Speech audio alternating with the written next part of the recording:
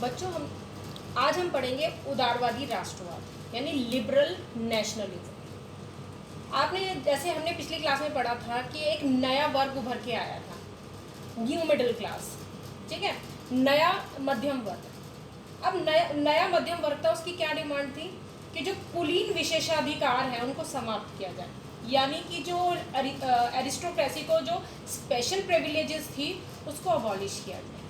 ठीक है, तो इन्होंने डिमांड की थी लिबरल नेशनलिज्म की। जो न्यू मिडिल क्लास थी उसने डिमांड की थी लिबरल नेशनलिज्म की, यानी उदारवादी राष्ट्रवाद की। तो ये उदारवादी राष्ट्रवाद का मतलब क्या होता है, तो उसके लिए हम पहले पढ़ेंगे उदारवाद का मतलब क्या होता है, यानी लिबरलिज्म का मतलब क्या होता है। तो जो लिबरलिज्म शब्द है यानी वर्ड है, ये लैटिन भाषा के शब्द लिबर से निकला है, जिसका मतलब होता है फ्री यानी आज़ाद। ठीक है, तो लिबरलिज्म का मतलब है आज़ाद। तो हम देखेंगे कि जो लिबरलिज्म था उसका न्यू मिडिल क्लास के लिए क्या मतलब था। अगर वो डिमांड कर रहे थे लिबरल नेशनलिज्म की, तो वो लिबरलिज्म से क्या समझते थे, वो क्यों डिमांड कर रहे थे, उनके लिए लिबरलिज्म की क्या परिभाषा थी। तो लिबरल नेशनलिज्म को हम दो पॉइंट ऑफ व्यू से पढ़ेंगे। एक हम पढ़ेंगे राजनीतिक स्तर पे उसका क्या मतलब था, और दूसरा पढ़ेंगे हम आर्थिक स्तर पे उसका क्या मतलब है, यानी political sphere and economic sphere पे, दोनों पे हम लिबरल नेशनलिज्म का क्या मीनिंग है। तो पहले हम पढ़ते हैं पॉलिटिकल स्फीयर यानी राजनीतिक स्तर पे उसका क्या मीनिंग है। पहला है freedom of individual and equality of all before law, यानी हर व्यक्ति को आज़ादी, यानी फ्रीडम ऑफ इंडिविजुअल एंड और कानून के समक्ष सबकी बराबरी, यानी equality of all before law. लेकिन यहाँ पर हम जब कहते हैं ना कानून के समक्ष सबकी बराबरी, यहाँ पर थोड़ा सा एक डिफरेंट ये है कि आपने पहले भी देखा कि जो न्यू मिडिल क्लास है वहाँ पे जो राइट टू वोट था वो सिर्फ प्रॉपर्टी मैन को था, man women and non property man didn't have any right to vote.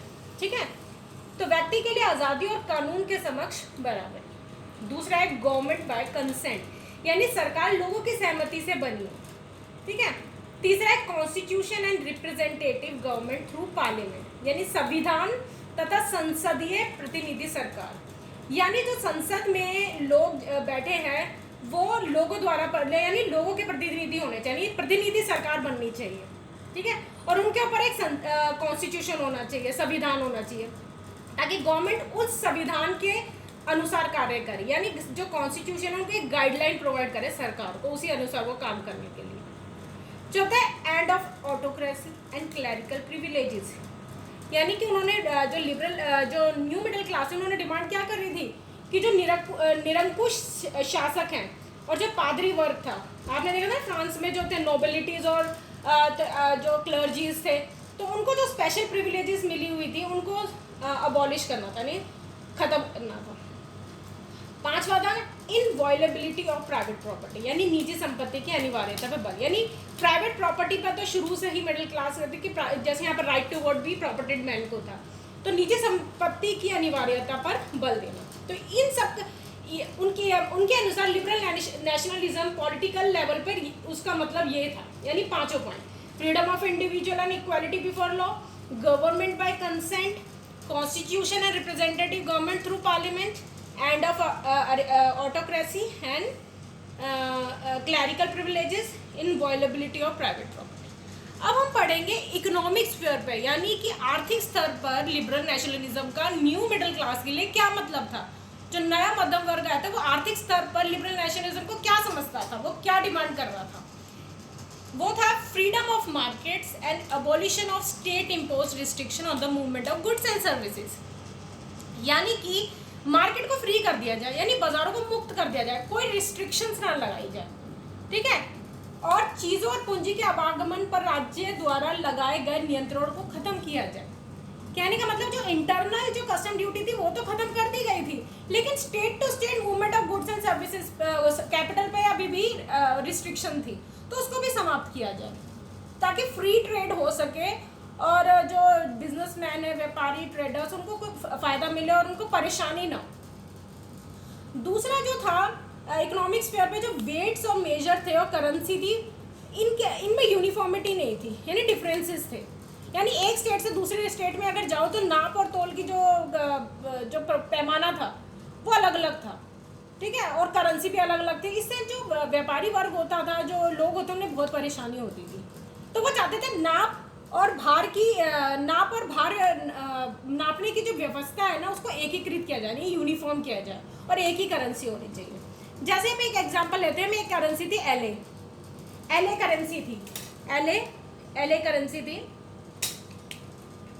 LA currency थी। अब ये करेंसी क्या थी, कपड़े को नापने की कपड़ों को नापने का एक पैमाना था, है ना। अब इस एलए का हर स्टेट में, हर राज्य में अलग अलग पैमाना था नापने का। कहीं पर एक एलए का मतलब होता था 54.7 सेंटीमीटर, कहीं पर एक एलए का मतलब होता था 55.1 सेंटीमीटर, कहीं पर एक एलए का मतलब होता था 65.6 और कहीं एक एलए का मतलब होता था 53.5। तो इससे क्या होता था, बहुत समय भी लगता था, लोगों को बहुत परेशानी होती थी। तो इसलिए वो चाहते थे कि जो वेट्स और जो करेंसी है और वेट्स एंड मेजर ये सब यूनिफॉर्मिटी हो इसके अंदर, ठीक है। तीसरा था demand for unified economic territory. अब देखो, चाहे पॉलिटिकल स्फीयर पे हम स्टेट अलग अलग मान लें, लेकिन वो चाहते थे कि इकोनॉमिक स्फीयर पे ना एक टेरिटरी माना जाए, जिससे जो मूवमेंट, जो स्टेट इम्पोज रिस्ट्रिक्शंस थी ऑन गुड्स एंड सर्विसेज, यानी गुड्स एंड सर्विसेज के जो मूवमेंट पे जो रिस्ट्रिक्शंस थी वो कम हो सके, परेशानी कम हो सके। तो कहते थे कि अगर हम इकोनॉमिक स्फीयर पर टेरिटरी को एक माने, यानी यूनिफाइड माने, एकीकृत आर्थिक क्षेत्र के निर्माण के पक्ष में थे। चाहे पॉलिटिकल स्फीयर पे वो अलग अलग हो, लेकिन इकोनॉमिक स्फीयर को उनको एक माना जाए। इसके लिए हम 1834 में एक यूनियन बनाई गई, ज़ोल्वेरियन, जो किसके इनिशिएटिव पे बनाई गई, प्रूशिया के इनिशिएटिव के। प्रूशिया ने इसके लिए इनिशिएटिव लिया, उसके बाद जर्मन राज्यों ने भी, कईयों ने उसके साथ हाथ मिला लिया। तो ये ज़ोल्वेरियन एक यूनियन बनाई गई।